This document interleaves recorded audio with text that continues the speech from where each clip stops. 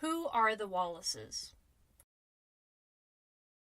Known as America's first family of agriculture, the Wallace family, led by 4 generations of Henry Wallaces, have profoundly influenced the development of American agriculture and agricultural policy. The impact of their work has reached every corner of the world. The first of the Henry Wallaces was born March 19, 1836, in West Newton, Pennsylvania. His parents were John and Martha Wallace. John Wallace was born March 18, 1805, in County Antrim, Ireland, immigrating to the United States as a young man. We can see in the note in Henry Wallace's handwriting from the back of the ferrotype photograph that at the time this picture was taken, John was 35 years old and well established in the United States after leaving his family in Ireland. Henry Wallace's mother, pictured here at 27 years old, was born March 12, 1811, in West Newton, Pennsylvania, and grew up on the Ross family farm before marrying John Wallace.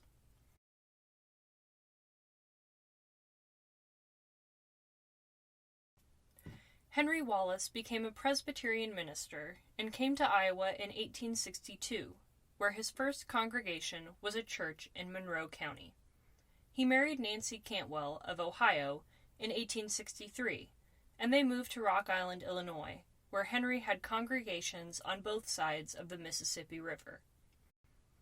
Nancy Cantwell was born November 30, 1893, to a prominent family. Her father was a colonel in the Union Army during the Civil War and died in the Second Battle of Bull Run. When Nancy married Henry Wallace in 1863, the couple set out to preach the social gospel to communities in the Midwest. She lived her philosophy that a woman's role was primarily to support her husband and children and to make a pleasant home. But she also promoted the concept of the new woman, who engaged in a variety of activities and occupations outside the home. In 1866, Henry and Nancy Wallace welcomed their first son, Henry Cantwell Wallace, also known as Harry. He was born in Rock Island, Illinois, where his father was ministering. In 1871, the family relocated to Morning Sun, Iowa, where they lived for 6 years. Henry had tuberculosis, and he left the ministry on the advice of his physician in order to spend some time out in the fresh air on farmland he had purchased in Adair County. The family moved to Winterset, Iowa, and Henry began farming. As a beginning farmer at age 40, Henry brought an inquiring mind and a progressive attitude. After a controversial and popular speech he gave on the 4th of July, 1878, in Winterset, he began writing a weekly column in the local newspaper. Eventually, Henry became editor of the Winterset Madisonian, and Nancy Wallace wrote a column called Home Talks by the Farmer's Wife. Their son, Harry, became his father's apprentice.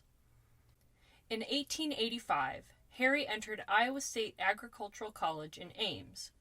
There he met May Broadhead, whom he married in 1887. Harry quit school and moved with his wife to a farm near Orient, Iowa, owned by his father. The third Henry Wallace, Henry Agard, was born on the family farm in Adair County, Iowa, near Orient, on October 7, 1888.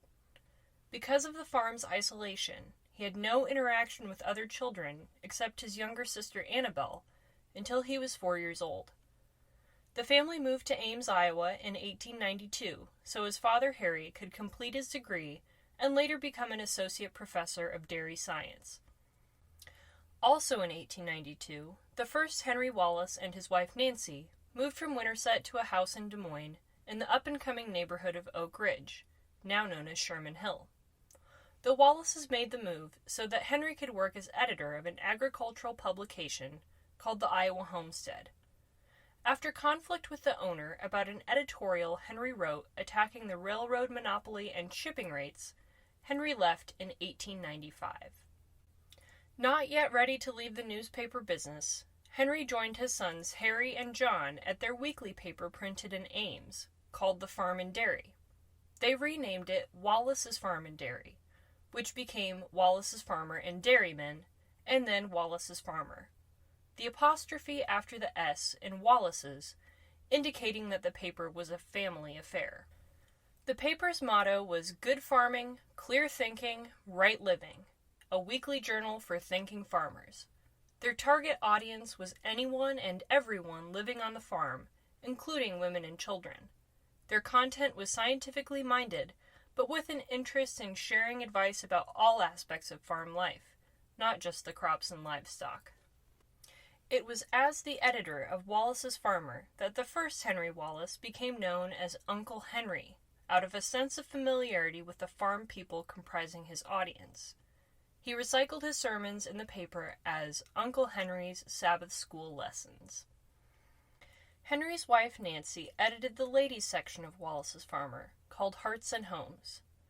This section appealed to readers with its discussions of household management, child development, women's roles, health and nutrition, current events, and inspirational material.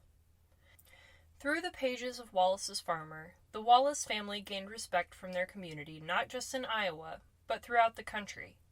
Henry C. Wallace, also known as Harry, was able to build a large and impressive home in the affluent south of Grand neighborhood of Des Moines, which he named Mayswood after his wife.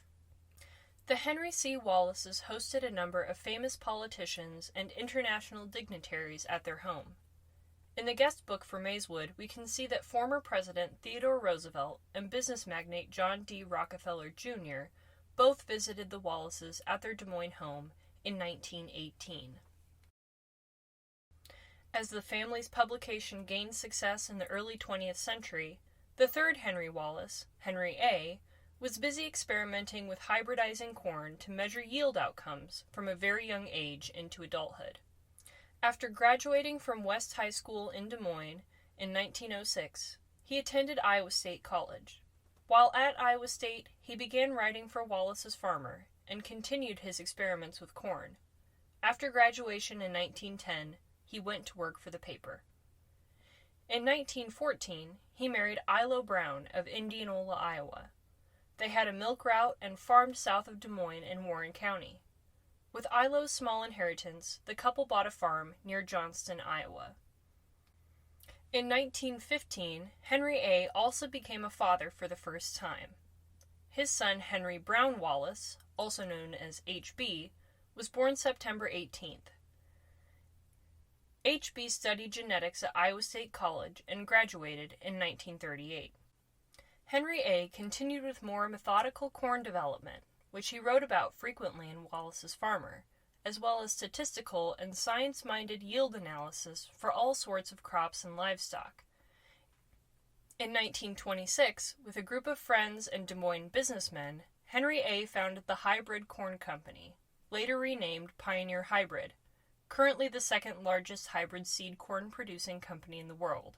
Their campus sits in Johnston, Iowa, on the land that Ilo and Henry once farmed.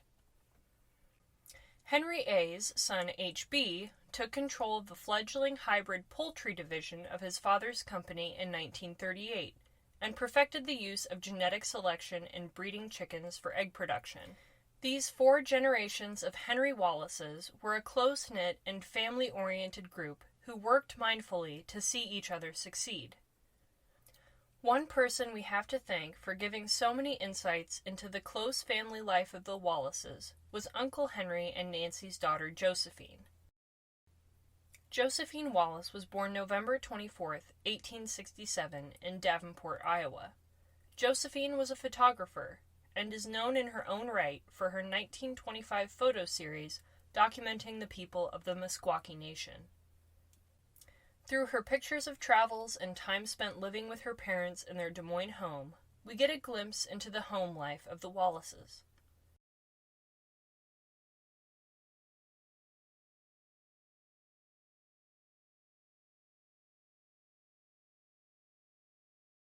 Josephine's photographs of the house and garden at 756 16th Street in Des Moines were the basis for significant renovations done on the building in the late 1980s after being slated for demolition.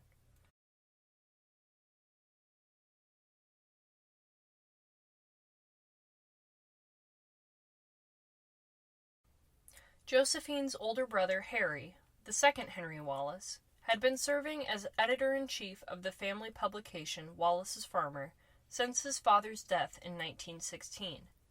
Thanks to his work on the paper, in 1921, Henry C. Wallace was appointed Secretary of Agriculture by President Harding. He promoted programs for American farmers struggling against overproduction and the collapse of farm prices following the First World War. He achieved a distinguished record as an administrator, framer of agricultural policies, creator of the Bureau of Agricultural Economics, and promoter of equality for agriculture and a better rural society. He died unexpectedly following gallbladder surgery in 1924. When Henry C. Wallace left Iowa to serve as Secretary of Agriculture, his son Henry A. Wallace served as editor-in-chief of Wallace's Farmer. By 1929, the paper had a circulation of over 250,000. Henry A. continued as editor of Wallace's Farmer until he was appointed Secretary of Agriculture by President Franklin Delano Roosevelt in 1933, following in his father's footsteps. Henry A. was considered by many to be an outsider in Washington, D.C. An avid sportsman who taught himself tennis as a teen and loved to box and play volleyball, Wallace was seen as a bit of an odd bird who cared more about exercise and crop experiments than bumping elbows and glad-handing with powerful party leaders. Despite his outsider status in Washington, Wallace was one of the most important planners and administrators of New Deal programs.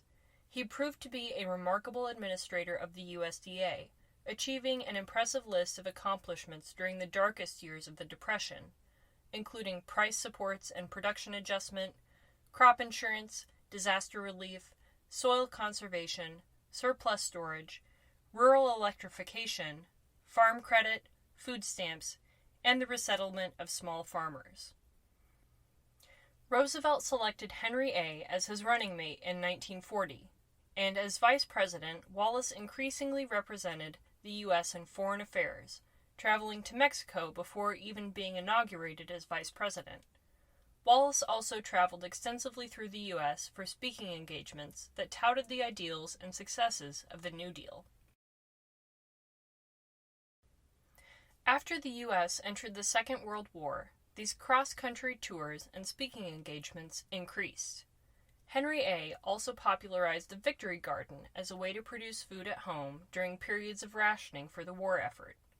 Henry A.'s wife Ilo also served dutifully as Second Lady, representing her state proudly at the launching of the battleship USS Iowa in 1942.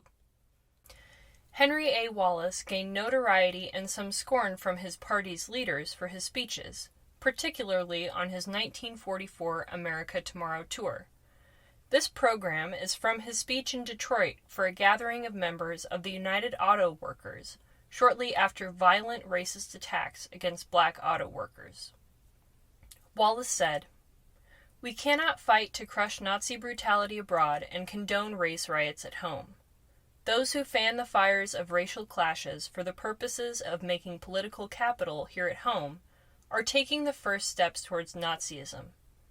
We cannot plead for equality of opportunity for people everywhere and overlook the denial of the right to vote for millions of our own people. Every citizen of the United States, without regard to color or creed, whether he resides where he was born or whether he has moved to a great defense center or to a fighting front, is entitled to cast his vote." In the spring of 1944, Wallace set out on a 50-day tour of the Soviet Union and China.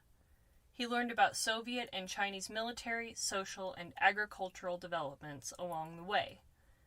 The climax of the diplomatic trip was his meeting with Chinese nationalist leader Chiang Kai-shek, during which Wallace attempted to cajole Chinese involvement into the war on behalf of Roosevelt. On returning home from his Soviet Asia mission, as he called it, Wallace was whisked straight into the 1944 Democratic National Convention. Despite what he understood to be reassurances from Roosevelt and great support from the delegates, party leaders maneuvered to remove Wallace from the vice presidential ticket and instead nominate Harry S. Truman in his place. Despite their efforts, Wallace had not been fully removed from the political landscape by those who opposed the New Deal and the kind of egalitarian, peaceful world that Wallace preached about. He served as Secretary of Commerce in the Truman administration after Roosevelt's death, with the goals of creating full post-war employment, equal pay for equal work, stimulating foreign trade, and providing technical assistance to small businesses. Wallace favored diplomatic relations with and humanitarian aid to the Soviet Union and China, and did not agree with Truman's support of the military-industrial complex and the Cold War. These conflicts led to Wallace's resignation in 1945. Henry A. Wallace believed so strongly in the importance of world peace and cooperation that he became a candidate for the presidency on the Progressive Party ticket in 1948. The platform called for national health insurance, a guaranteed minimum wage, monopoly control, equal employment opportunities for women, and equal pay for equal work. The Progressive Party's 1948 platform of peace, freedom, and abundance still rings true in many ways today. The party's platform read, "The Progressive Party has taken root as the party of the common man. It has arisen in response to, and draws growing strength from, the demand of millions of men and women for the simple democratic right to vote for candidates and a program which satisfy their needs.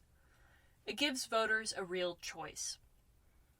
Under the leadership of Henry A. Wallace and Glenn H. Taylor, a great new people's movement is on the march.